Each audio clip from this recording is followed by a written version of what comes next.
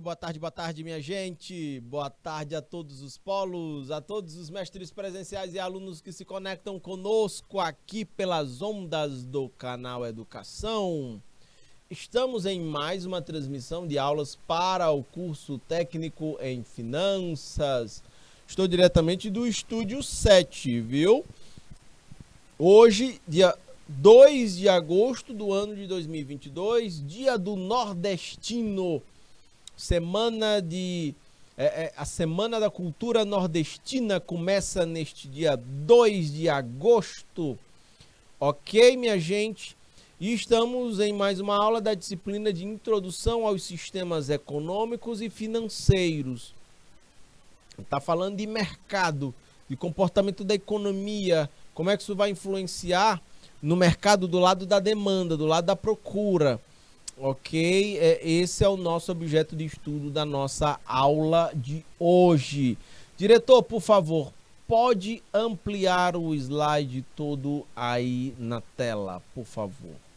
Muito bem, vamos lá, vamos adiante. Povo de Alagoinha, de Floresta do Piauí, de Francinópolis, povo de Joca Marques, Queimada Nova, Ribeira do Piauí, Tamboril e Uau Ferraz. Não está aqui no IPTV, mas, por exemplo, já estou vendo aqui a Natalice, que assiste nossa transmissão pelo YouTube, bem como a Kelly, a Kathleen e o Eliakim, também o João de Deus aqui, participando pelo YouTube. Vamos adiante, deixa eu calibrar aqui minha canetinha mágica e vamos lá. Eu estava falando das questões ou dos problemas econômicos básicos. Esses problemas econômicos básicos devem ser ou devem estar no radar de todo mundo, de quem empreende e de quem trabalha em empreendimentos, por exemplo, de quem for técnico em finanças, trabalhando seja num comércio, seja numa fábrica ou numa fazenda ou numa granja ou numa sei lá o que atue na área rural, entendem? Uma primeira questão básica da economia é o que produzir, sacam? A decisão de produzir, óbvio, ela vai estar influenciada pelas necessidades dos consumidores. Se você começar a produzir o que não é necessário para os consumidores, você vai estar empregando de forma equivocada os seus recursos e eles já são escassos, então você estará, como diz o caboclo, você estará extruindo os recursos que já são muito limitados. Essas necessidades humanas necessariamente são satisfeitas por produtos ou serviços que sejam úteis. Agora cabe uma reflexão, uma provocação que eu vou fazer aqui para vocês. Bora imaginar que a Sandra Mota vai vai empreender e a Sandra Mota mobilize recursos humanos, materiais, recursos financeiros, vai me contratar para trabalhar para ela e eu vou manipular produtos químicos para fazer shampoo para careca. E aí, satisfaz alguma necessidade humana shampoo para careca? Percebam que eu já tenho um pouco de cabelo na cabeça, né? Mas vejam, mas não me incomoda, eu até gosto com ela. Quando bate o vento é coisa boa, eu gosto demais. Agora também tem uma outra questão. Agora tem gente que não gosta, né? De pouco cabelo na cabeça. Aí tem gente que vai querer fazer, como é que a gente chama aqui na cabeça? É o implante capilar, né? Vai botar cabelo na cabeça. Tem gente, aí é uma necessidade, tem gente que sente necessidade disso. E aí vai fazer. Porque entende que aquilo ali é útil, aquilo ali vai satisfazer um desejo da pessoa. De ter cabelo na cabeça. Sacam? Agora, vejam só. no mercado podem ser produzidos produtos inúteis e ainda assim tem quem queira. Por exemplo, cigarro. Minha gente, o cigarro na sua composição é cheio de elementos e de componentes químicos que são cancerígenos. É ruim individualmente para a pessoa e é ruim coletivamente, porque essa pessoa vai ter a saúde mais fragilizada e ela vai precisar recorrer a um sistema de saúde que não precisaria se ela não fumasse. Então, o cigarro, a princípio, é um produto, do ponto de vista econômico, eu estou falando, inútil, mas por que tem quem venda cigarro? Porque tem quem compre. Sacam? Essa é a vibe. Agora, se a gente sair da esfera econômica puramente e eu ir também para uma esfera de ordem mais psicológica, vejam, uma pessoa que fuma cigarro, ela é dependente do cigarro. O organismo dela pede para ela, é uma necessidade do organismo dela fumar o cigarro. Aí vejam como a questão ela já não só de natureza puramente econômica, mas também psicológica. E aí surge uma outra demanda. Se a pessoa, tem gente que consegue deixar o cigarro sozinho, com muito sofrimento. Tem gente que consegue mais fácil. Tem gente que precisa de ajuda profissional. Essa mesma linha de raciocínio vai para o mercado que negocia drogas. Seja ela maconha, seja ela cocaína, seja ela o crack ou seus derivados e por aí vai. Estes aí, vejam, são produtos inúteis do ponto de vista econômico, né? Mas a demanda, a procura, a quem compre, então vai ter quem venda. Mas é um mercado que opera na ilegalidade. Ele não está em conformidade com a lei. E aí recai também nessa questão da dependência, da doença, que precisa ser tratada. Ok? Mas o que eu estou ponderando e provocando vocês é de que existem mercados que produzem produtos úteis. A princípio, o mercado deveria somente operar assim, mas também tem mercados que eu digo é o encontro entre quem vende e quem compra. Produtos inúteis, como o tráfico de drogas, como o próprio cigarro, que tem sua venda legalizada, mas é muito danoso para a saúde das pessoas. E existem outros mercados que são degenerados moralmente. E apesar disso, tem quem venda porque tem quem compre. Por exemplo, o tráfico de órgãos. É gente que extrai os órgãos de pessoas saudáveis para vender esses órgãos no mercado paralelo, ilegal, para quem tem muito dinheiro e quer pagar para furar a fila de transplantados. Vocês sacam isso, minha gente?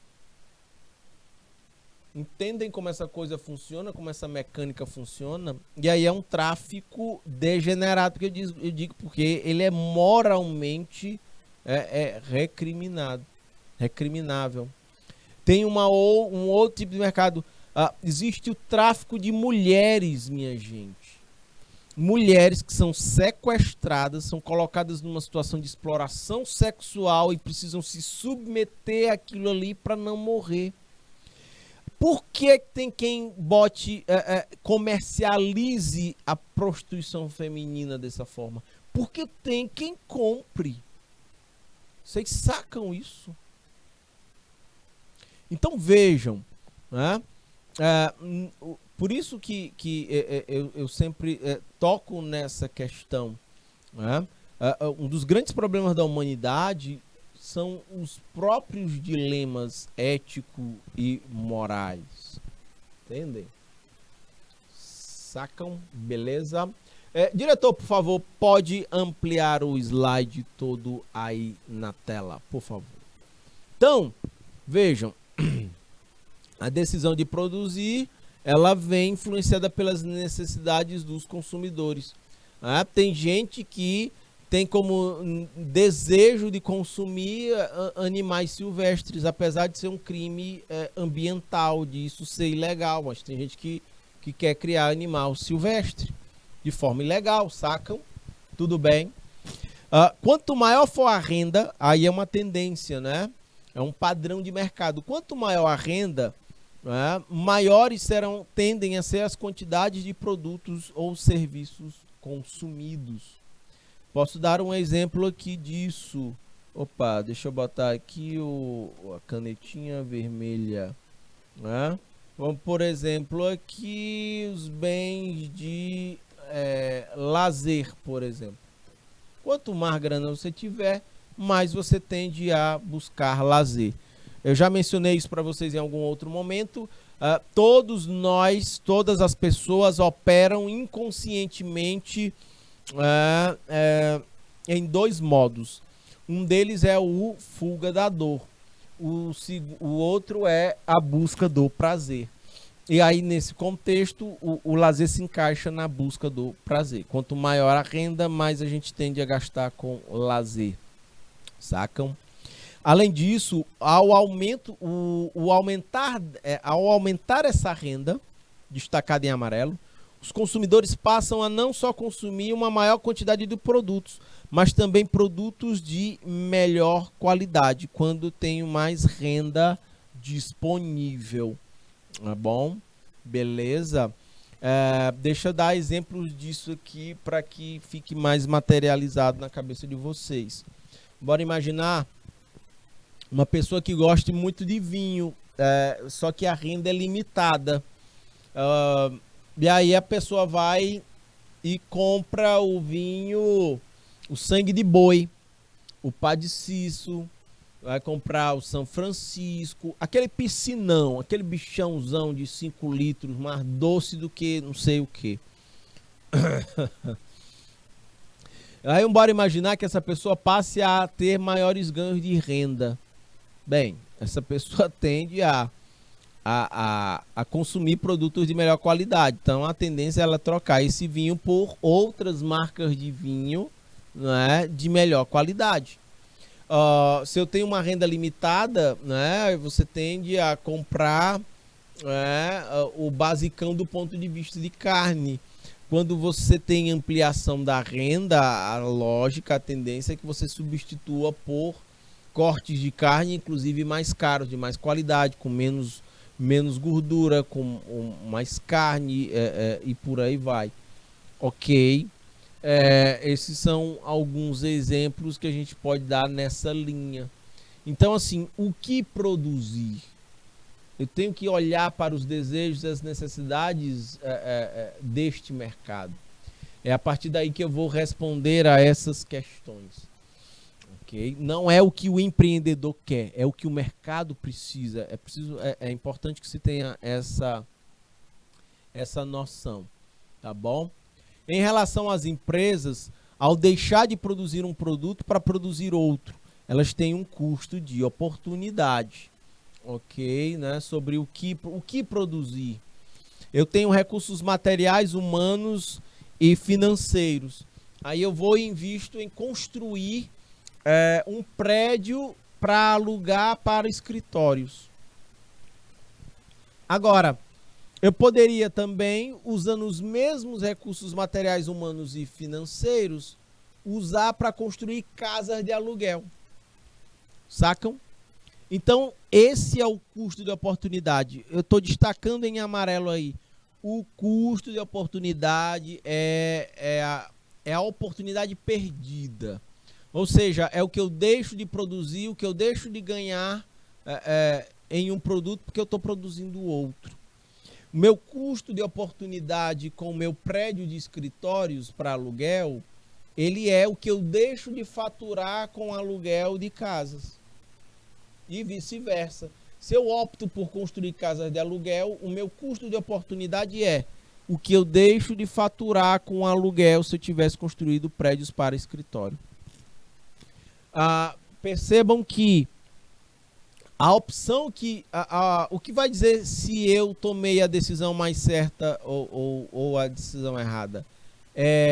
O que eu estou deixando de ganhar é maior ou menor? Eu optei por construir casas de aluguel.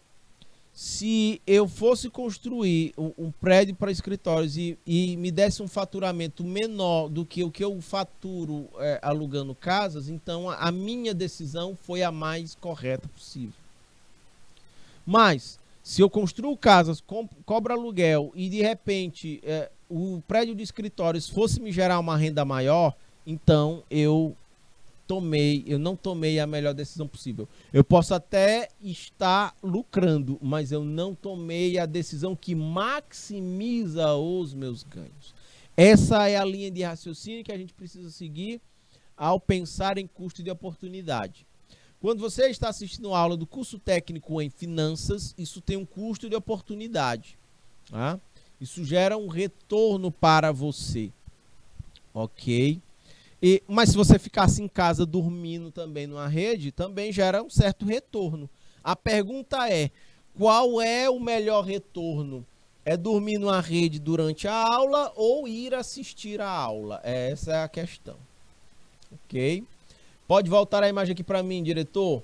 E o custo de oportunidade, ele está embutido em tudo na vida. Tá? Em tudo na vida. Se você se mantém solteiro, existe um custo de oportunidade. É o que você deixa de... são os benefícios que você não aproveita por estar namorando. Se você está namorando, tem um custo de oportunidade. É o que você deixa de benefícios por estar solteiro.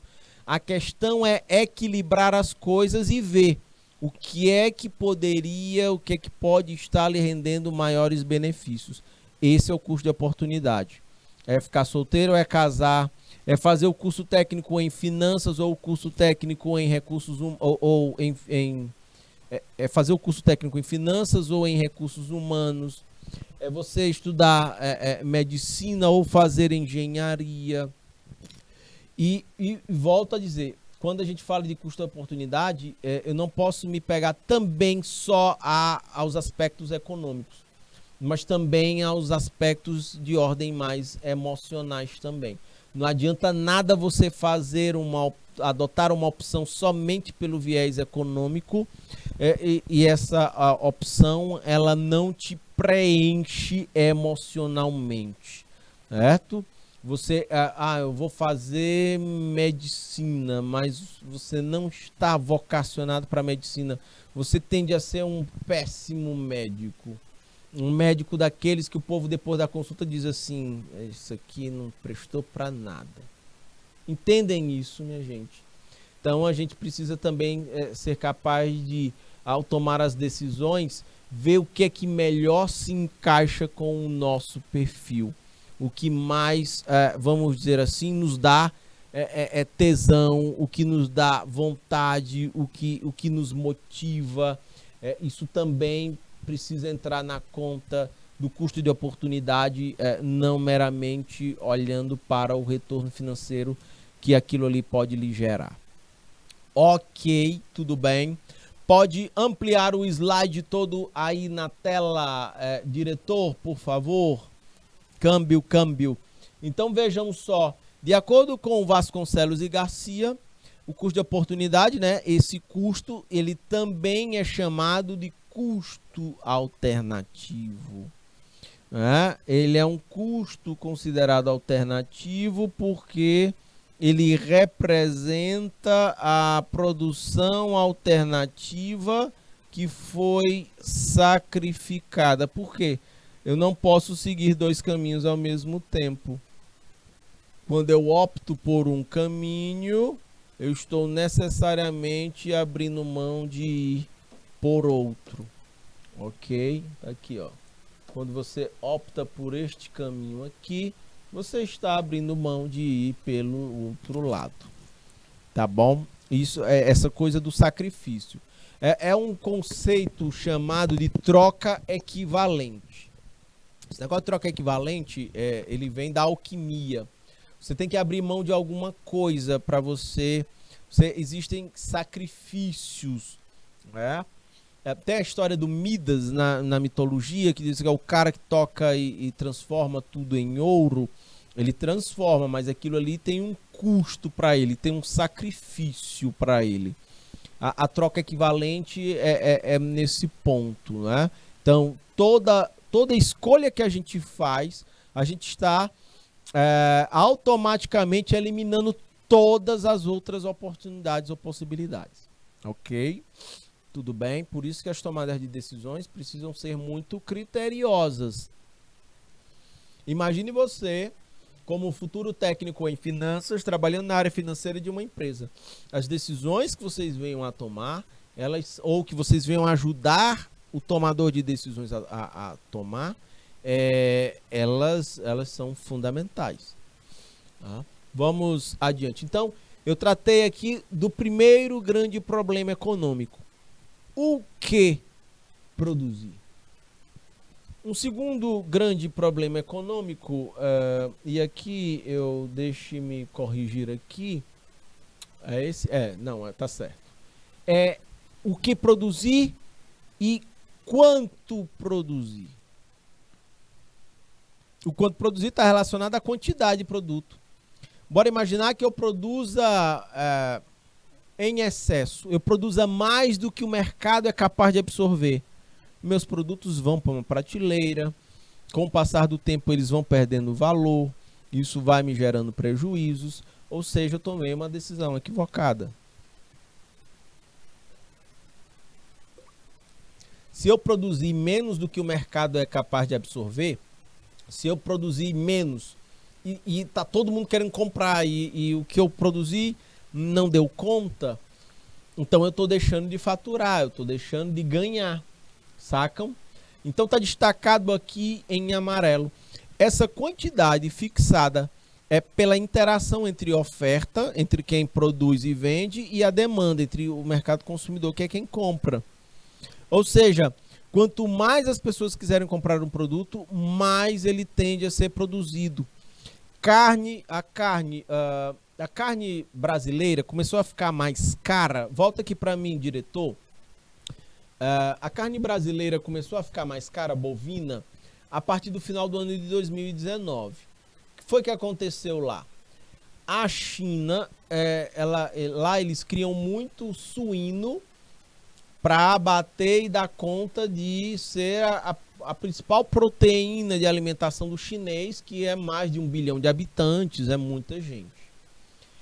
Aí o que acontece? No Brasil, aí houve uma peste suína, muitos animais adoeceram e precisaram ser sacrificados.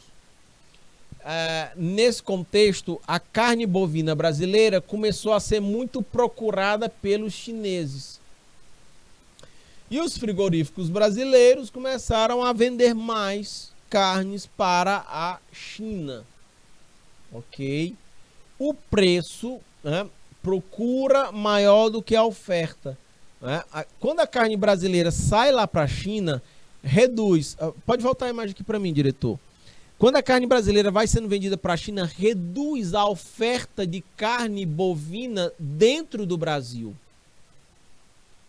Então, muita procura por carne bovina, pouca oferta de carne bovina aqui dentro do Brasil. O que aconteceu com os preços em 2019? Eles subiram. Eu diria até que eles dispararam para cima, né? Ficou tudo muito caro, do ponto de vista de carne. E aí vejam, né? Nesse sentido, então os produtores de carne começaram a lucrar muito, porque o preço da carne saiu de um patamar e foi para um outro muito maior. Detalhe, vejam, como está dito aqui no slide, quanto mais as pessoas querem consumir um produto, mais esse produto será vendido. Qual é o reflexo do mercado? Quem foi que ganhou muita grana nesse mercado? Quem já tinha produção bovina, que teve os preços subindo. Esse povo ganhou muito. Aí o que aconteceu ao longo do tempo? Teve gente que nem criava gado e, opa, meu Deus, eu tenho que criar gado porque o preço do gado tá alto. Bora botar para vender gado. Carne para frigorífico. Né? Criar gado para o abate. Então muita gente quis entrar no mercado de criação de gados para abate porque a carne estava cara. Mas detalhe, quem ganhou dinheiro de verdade era quem já tinha gado no pasto. Quem entrou depois até faturou, mas não pegou o mercado, ó, na subida da onda. Ele já pegou na onda lá em cima. Tem gente que já entrou com a onda quase. A onda não vai quebrar porque o preço da carne não vai baixar. Ele vai continuar alto, tá bom? Ele vai apenas reduzir o ritmo de crescimento, mas ele vai continuar alto. A gente não vai ver uma queda no preço da carne como ela era até 2019. Vocês sacam? Olhe como essa visão de mercado é interessante se aplicada por alguém que trabalha na área financeira num frigorífico ou numa fazenda. Como, por exemplo, um futuro técnico em finanças. Ok, minha gente, tudo bem? Esses são pontos importantes. Pode ampliar o slide todo aí na tela, diretor, por favor? Então, vejam só.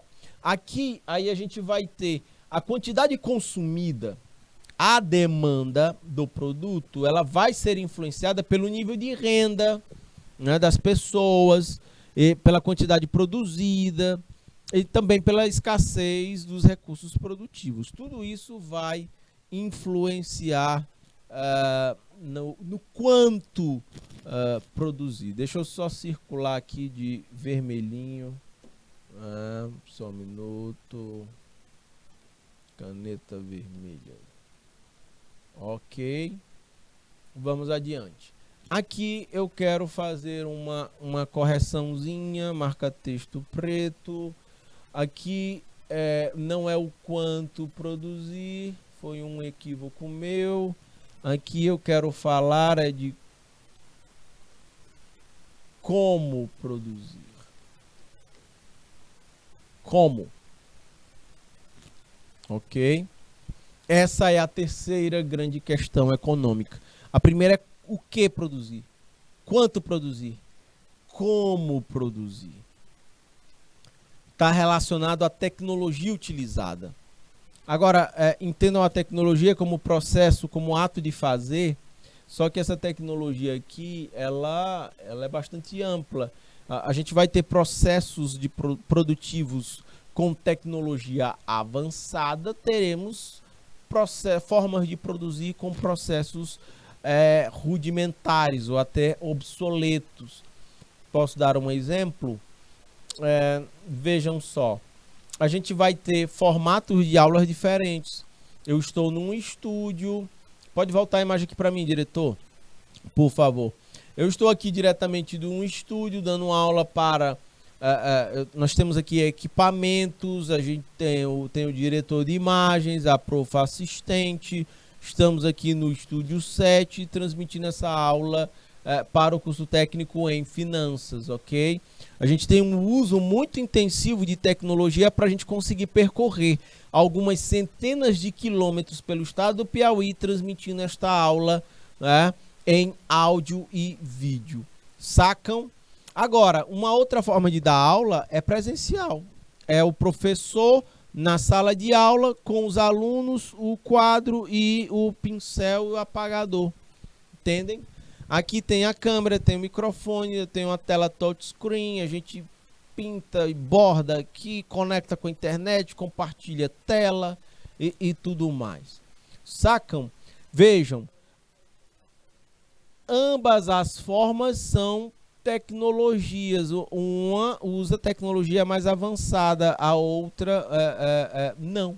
Entendem? Não tem uma melhor que outra, são tecnologias diferentes, são formatos diferentes de se fazer.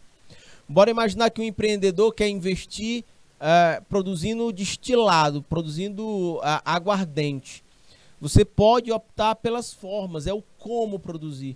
Eu posso fazer isso de forma industrial, instalação, máquinas, equipamentos, né, processos, pessoas, ou eu posso fazer de forma artesanal.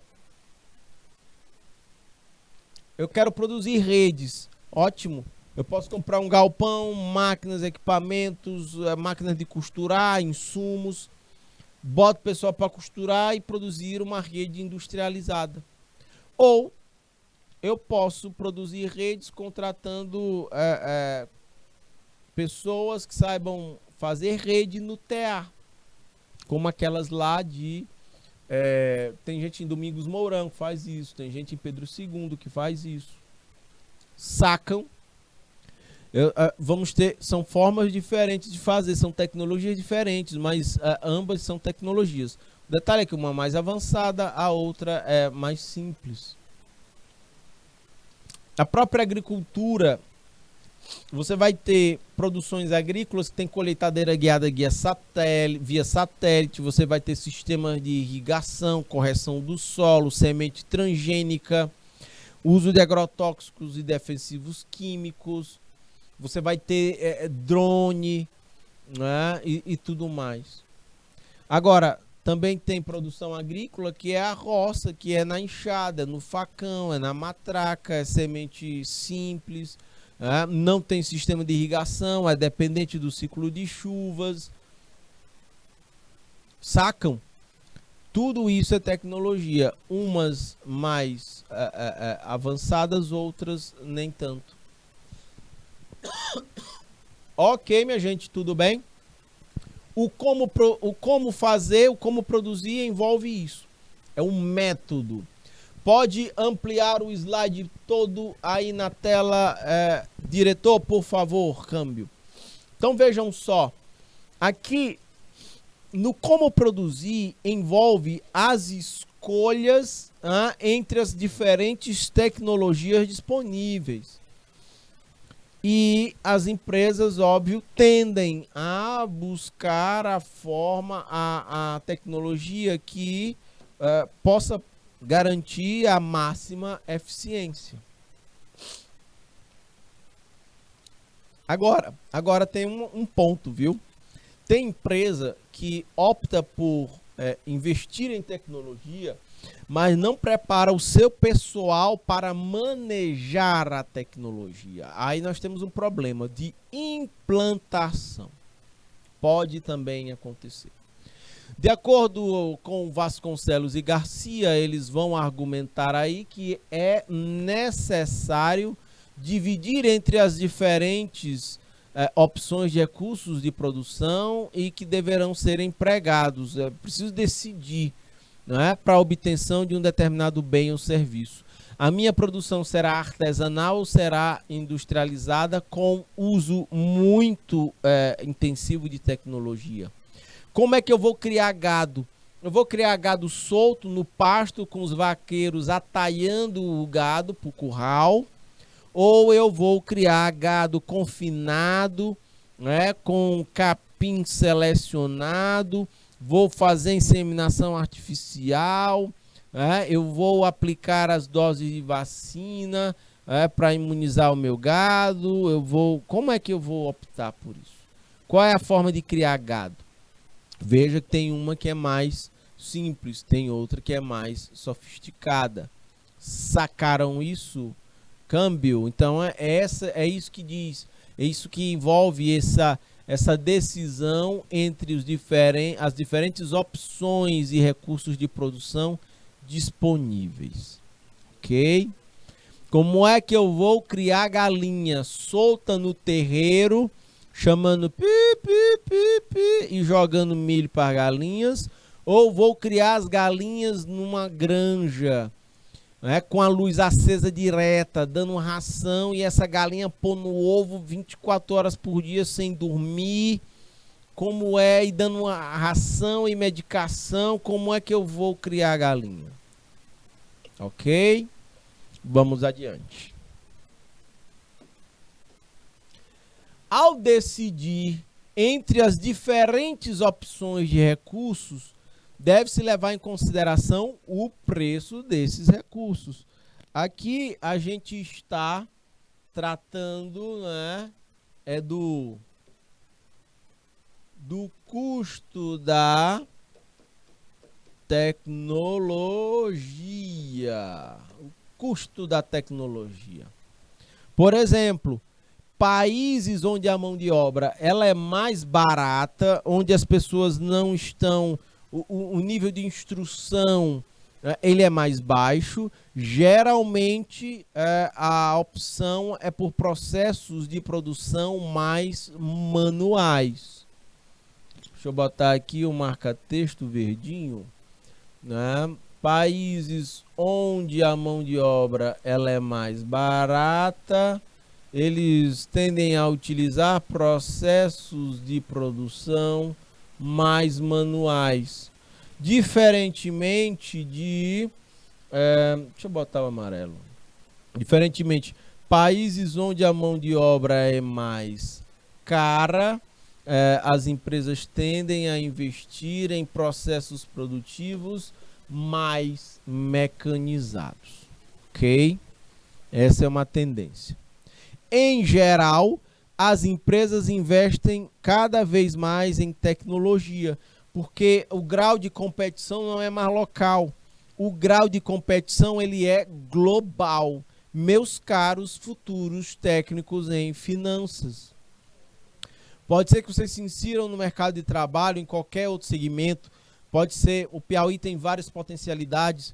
É potencial na mineração, é potencial na cadeia turística, é potencial em investimentos em infraestrutura ou, de repente, no agronegócio, né? São várias as atividades aí. Vejam, em todas essas que eu estou me referindo, a competição ela é global, ela não é somente local. E por isso as empresas tendem a aumentar a proporção de investimentos em processos cada vez mais tecnológicos. Minha gente, uma outra questão importante para a gente destacar entre as questões dos problemas econômicos, eu falei o que produzir, quanto produzir, como produzir, e agora a gente entra no para quem produzir. Percebam como essas perguntas é como se fossem peças de um quebra-cabeças que ajuda o empreendedor a pensar bem como vai utilizar os seus recursos materiais, humanos, financeiros e naturais. O para quem produzir inclui a definição de quais os setores serão beneficiados pelos resultados. Aqui é a definição de quais os setores serão beneficiados pelos resultados da produção. Os resultados dessa produção, são os bens e os serviços, ok? E aqui também tem um outro ponto importante, né? De acordo com os níveis de renda.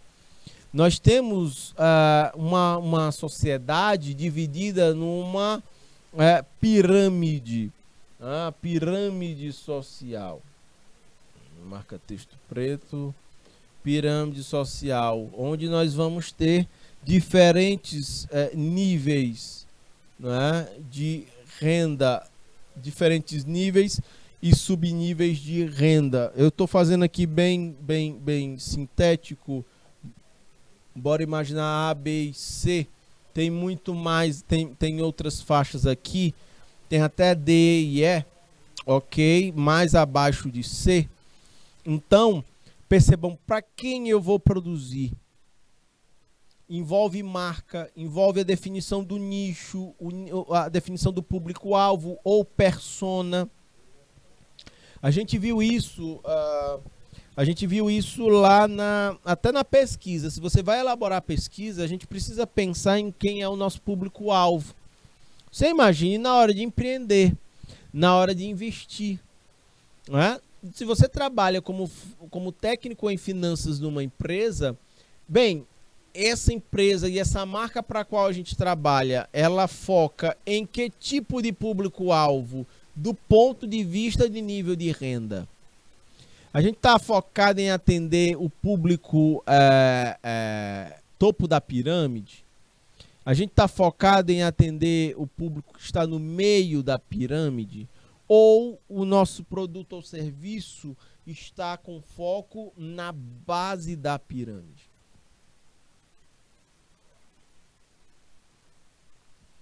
Isso vai... Essa definição, ela é muito importante para o desenho do tipo de contato, de estratégia que a empresa vai criar para com o seu público-alvo, para com os seus possíveis clientes. Vai orientar tudo isso. E vai ter também um reflexo dentro do financeiro. Ok? Precificação, qual é o nível de preços que você vai praticar para os seus clientes, qual é o valor que você entrega, o tipo de serviço que você entrega, é um serviço basicão ou é um serviço alto nível. E se a área financeira errar aí, tá tudo comprometido. Bora imaginar um restaurante top, com estrutura, com cardápio bacana, estrutura, insumos, equipe de alto nível, cobrando barato. Se errar na precificação desse jeito, o restaurante pode não conseguir se sustentar. Vocês entendem? E aí eu estou falando literalmente de uma atribuição da área financeira. Então, essa clareza de que para quem produzir é muito importante. De acordo com o Souza, o Nali Jesus de Souza, do ponto de vista das empresas, a decisão de para quem produzir é tomada em função da expectativa de obter lucro. Ou seja, como é que eu utilizo os recursos que ela tem disponível para aumentar o seu lucro nesse caso. Ok, minha gente. Alagoinha, povo de Floresta do Piauí, Joca Marques, Queimada Nova, Ribeira do Piauí, povo de Tamboril e de Uau Ferraz. Bem como as participações que tiveram aqui pelo YouTube, a Kelly, a Kathleen, o Eleaquim, o João de Deus e a Natalice. Ok, minha gente? Vamos adiante. A demanda...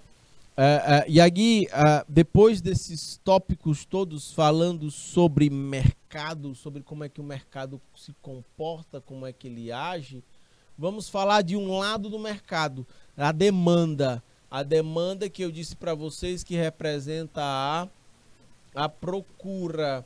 A procura, ela é o lado do mercado em que estão os consumidores. A gente vai olhar o mercado agora do ponto de vista dos consumidores. Então, demanda, que é a mesma coisa que procura, é o anseio, é o desejo por adquirir um produto ou serviço em determinadas quantidades num dado período de tempo, de acordo com Vasconcelos e Garcia. Por que essa coisa do tempo ela é importante a gente destacar? Deixa eu botar ele aqui em marca-texto verdinho. Em determinado período. Por que isso é importante? Olhem só. A quantidade de arroz que uma família consome, ela é diferente. De uma semana, ela é diferente do que do que a família vai consumir em um mês. Então é importante a gente definir o tempo, ok?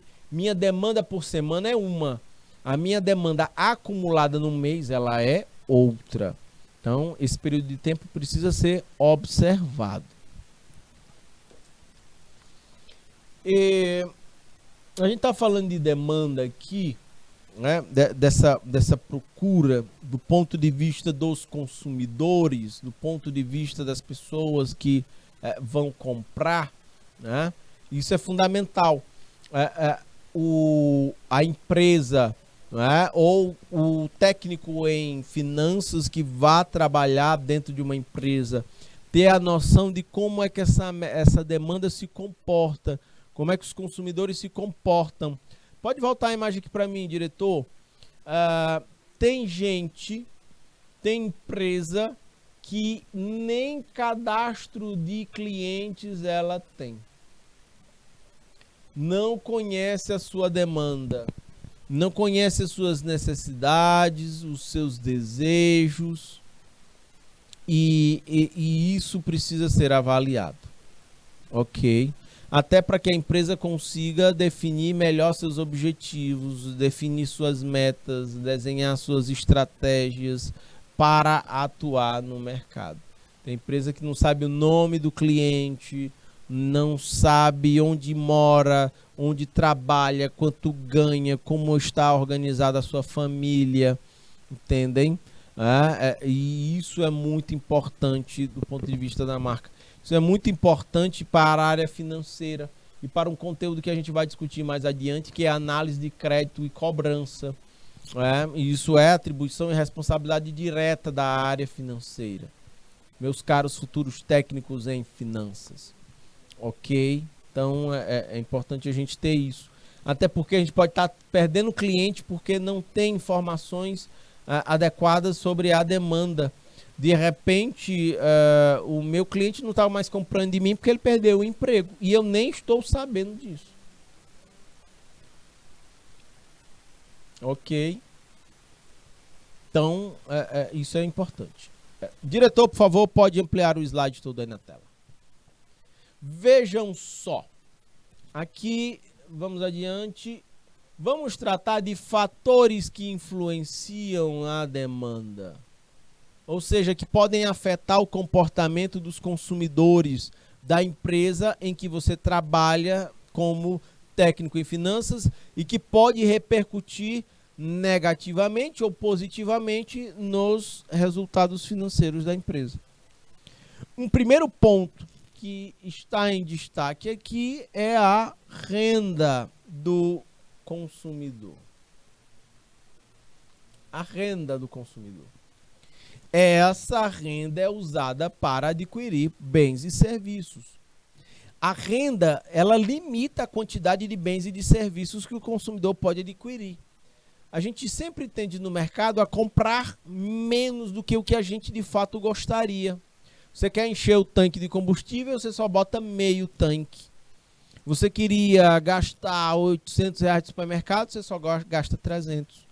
Você só sacam isso, então a renda limita. Então a renda influencia fortemente na procura por produtos e serviços. É lógico pensar que quanto maior a renda, mais as pessoas vão consumir maiores quantidades de bens e serviços. Eu até já mencionei isso anteriormente aqui na aula. Mas além disso, a renda maior também possibilita consumir produtos mais caros. Ok? Diretor, volta a imagem aqui para mim, por favor. Tem um outro detalhe que a gente pode apontar. Vejam, a renda, na medida que ela aumenta o consumo de determinados produtos. Sacam? Beleza. Ok. Tá claro isso. Agora tem produto que quanto mais a gente ganha, menos a gente consome. Por exemplo, geralmente a gente classifica isso de produtos inferiores. Produtos mais baratos de menor qualidade. Quando a renda aumenta, a gente deixa de consumir. Por exemplo, transporte público. Quanto maior a renda do indivíduo, da pessoa, mais ela tende a deixar de consumir transporte público, porque ela vai adquirir um veículo para ela. Eu contei a história lá do vinho. Você é acostumado a tomar o sangue de boi, o vinho São Francisco, você é acostumado a tomar esses vinhos, o piscinão. Aí quando a renda aumenta, a pessoa tende a deixar de tomar o piscinão e vai tomar o espumante, ó. Pá, né? Vai tomar o espumante. Vai tomar o vinho branco, o vinho tinto, o vinho seco, né? Olha só. E por aí vai. Os cortes de carne ficam mais caros. Isso tudo com a renda. Quando a renda aumenta, a pessoa ela substitui os produtos. tem produtos que você deixa de consumir. Eu não compro mais o arroz de terceira, aquele arroz todo quebrado lá. Eu não compro mais aquele feijão cheio do grugui. Sacam? Agora, ou seja, a renda aumenta, tem produtos que a demanda cai. A empresa na qual você trabalha como futuro técnico em finanças vende que tipo de produto? Vende um produto que, na medida que a renda do consumidor aumenta, o consumidor deixa de comprar? Ou você vende o produto que, na medida que a renda do consumidor aumenta, ele passa a consumir mais? Olhe como é importante essa informação, esse tipo de conhecimento na gestão das finanças de uma empresa. Agora, também tem produtos que, quanto mais a renda aumenta, a gente continua a consumir na mesma quantidade. Ela não aumenta na mesma medida. Por exemplo, remédio. A pessoa diabética, não é porque ela está ganhando mais renda que ela vai deixar, que ela vai comprar mais remédio para diabetes para tomar. Não, ela faz é morrer. Ok, minha gente, câmbio. Então funciona assim.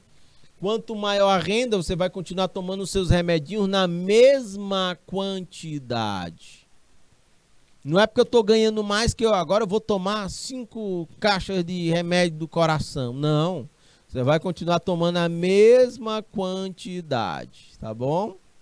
Não é porque você está ganhando mais que agora eu vou, cozinhe 5 quilos de arroz aí hoje na panela. Estou ganhando mais, pode botar 5 quilos de arroz. Não é assim. Você vai continuar consumindo a mesma quantidade de arroz. Não é porque você está ganhando mais que você vai... Lasca sal aí na comida. Estou ganhando mais, pode botar mais sal na comida. Não é assim que funciona. Você vai continuar consumindo a mesma quantidade de sal. Tá bom? Então, em relação à renda, tem produtos que quando a renda aumenta, o consumo aumenta. Tem produtos que quando a renda aumenta, você reduz o consumo. E tem produtos que quando a renda aumenta, o consumo se mantém na mesma medida. Pode botar o slide todo aí na tela, diretor, por favor, porque aí tem um outro ponto muito importante que influencia na procura dos clientes, né, dos consumidores por produtos. Aqui mais uma imagenzinha, né? A pessoa está sonhando com, de repente, um Lamborghini, mas ela tem mesmo um carro popular. O que está definindo aqui a demanda é a renda, ok? Vamos adiante, Kathleen. Olhem aqui, um outro ponto é o preço do bem, sacam? O preço do bem, o preço do produto. Naturalmente, quanto maior for o preço do bem, menos ele vai ser procurado, porque as pessoas não vão ter condições de comprá-lo. Entendem? Quanto menor o preço do produto, mais ele vai ser procurado. Essa é a tendência e a lei geral da demanda. Ou seja, isso se deve por conta dos indivíduos estarem geralmente dispostos a comprar produtos a preços mais baixos.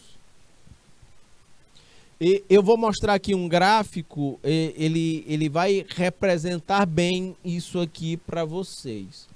É o gráfico da curva da demanda. Olhem só. Deixa eu botar aqui o pretinho. Aqui tem esse gráfico.